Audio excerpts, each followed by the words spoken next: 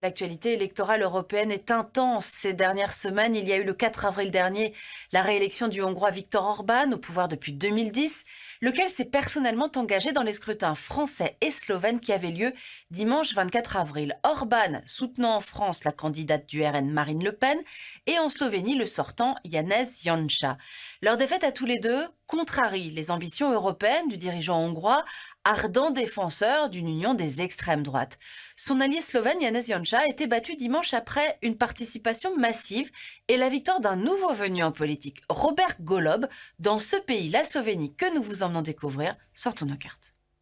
Avec 21 000 km², un peu plus de 2 millions d'habitants, ce petit pays alpin est bordé par l'Italie, l'Autriche, la Hongrie et la Croatie.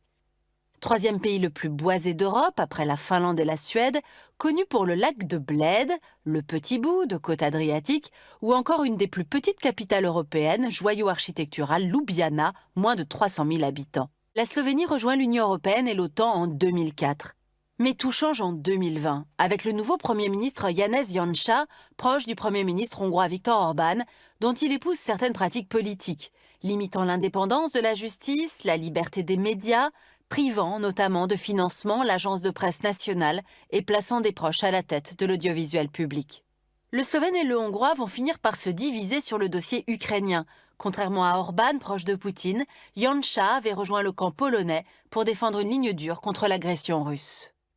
Viktor Orban, leader populiste isolé en Europe, attendrait maintenant les élections italiennes de 2023, soutenant les formations de Matteo Salvini et de Giorgia Meloni.